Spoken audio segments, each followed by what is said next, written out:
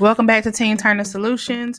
You know what? I'm going to say this at the beginning of the video because at the end of the video, I don't know if y'all are tuned out, have already clicked off, but please subscribe, like, and share if you enjoy this content because us getting noticed by YouTube and getting more circulations is what allows us to continue to make these types of videos and help y'all out. Okay? We're trying to help y'all, so y'all help us.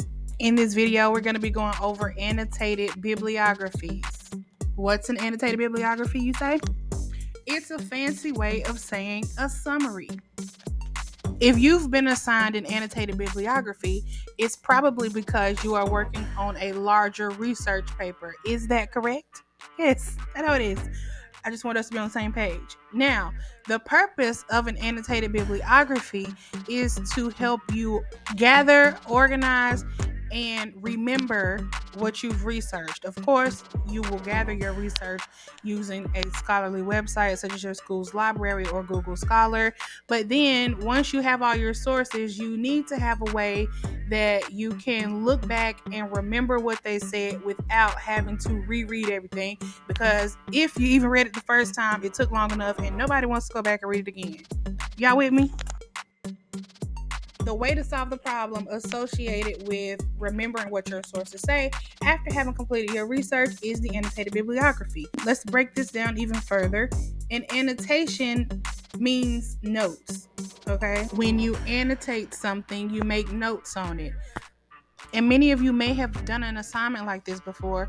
The notes don't have to be anything specific. It's just a way for you to engage with the content you're reading. The notes are sometimes asking questions, asking for clarification, noting what you like, noting what you didn't like, noting anything that was surprising to you or something you might disagree with, etc. Simply put, a bibliography is a list of sources used. The bibliography is what's on the reference page if you're using APA.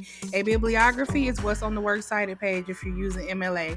Other words you can use to describe them are a record of your sources, a catalog, but the list of sources used is what is a bibliography. A bibliography is a list of sources used. So when you put them together, you have a list of sources with commentary, aka an annotated bibliography. Somebody in the back said, can you go ahead and get to the point? You thought you was slick, but I heard you. Anyway, let's get into it. If you're not new to this channel, then you know I like guides. If you are new to this channel, well, now you know I like guides. So this is a guide that I have compiled based on information straight from the source, from the APA manual. So I just did the hard work for you. That's why you should like, share, and subscribe to this channel. All right, as I have said, an annotated bibliography is basically a summary. It's for you a little bit for you to remember, but you want to write an annotated bibliography as if the person who's going to read it, as it is your professor, because they probably haven't, as if the person hasn't read the article that you're reading, okay? So the main elements you want to include in an annotated bibliography are the purpose of the article, whether it was a study like a literature review, or if they were doing an experiment, what was the purpose, what was the hypothesis, what are they looking for, okay? Why do they do it? Then you want to explain how the review or the experiment was done.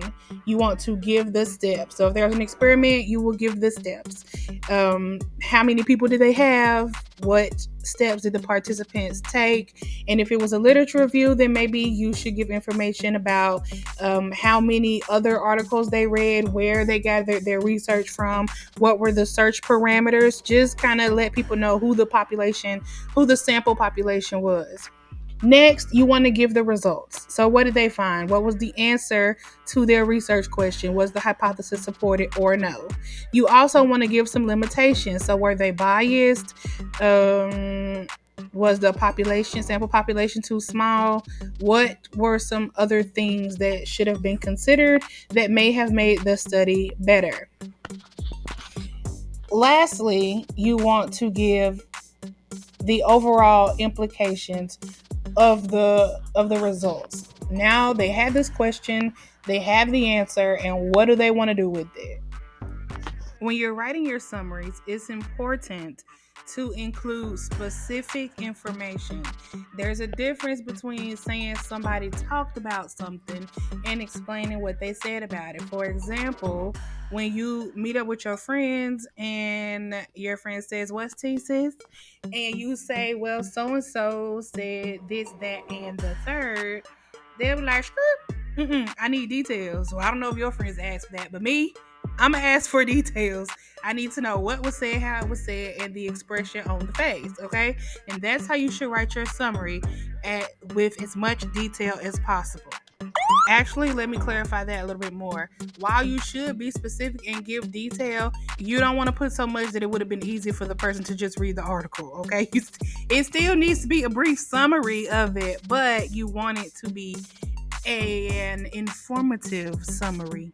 Sometimes professors will ask for you to include additional information in your annotated bibliography, such as evaluation criteria, which wants you to talk about the genre of the source, the target audience, and other things that I have written on the screen.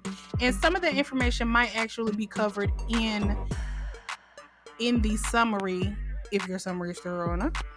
And they might also ask you to include biographical information of the author to show why the author is considered credible in that field. Why should you listen to them? Why is it likely that they might know what they're talking about? So think about their credentials. What do they have a degree in? What's their job title? What have their experiences been? Disclaimer. That was my horrible attempt to the echo. Tell me in the comments if it sounded like an echo or if it just sounded chaotic.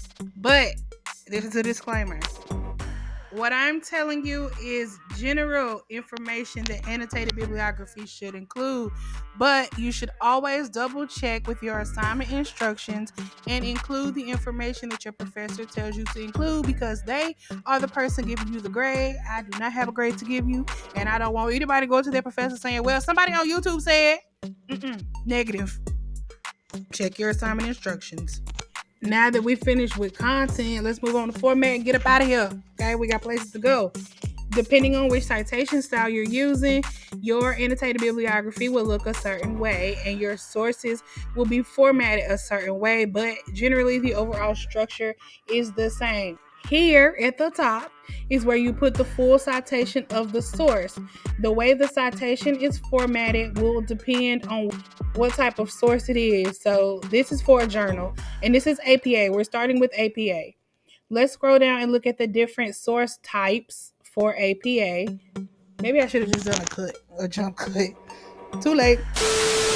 These are templates for how to cite certain sources in APA. If you didn't catch the APA series, then go back and watch that because I go into a lot more detail about this. You can pause it and come back to it if you need to, but we're going to move on. Oh, and these are for MLA. I don't want to have to scroll back down here. I haven't done a full walkthrough of MLA, but that's why you should subscribe so you'll know when it comes out. Now, first, you'll have the source and then you'll have your summary. This is just a sample kind of generic fill in the blank to show you how the information could be arranged, but of course you can arrange it any way that you want as long as you touch on the necessary information. Your source and the annotation itself should be double spaced, and that's the same for whether it's MLA or APA. Now, there might be some differences. Make sure you look at the sample your professor gives you, because some people show APA, this is MLA. Some people show MLA with no gap right here, or some people show them with the annotation indented more. But look at the sample. Okay, look at what they give you. I just really wanted to make this to help you know how to include the information and give you a general format. Everybody's professor is different, and they might have some rules about whether it's indented an extra line over here or whether they're all aligned. Okay, these are some formatting tips for how to do hanging indentations if you don't know, but I will link it in the cards because I did do a video on that. It's only 40 seconds. So you should watch it, like it, and subscribe to the channel if you haven't already.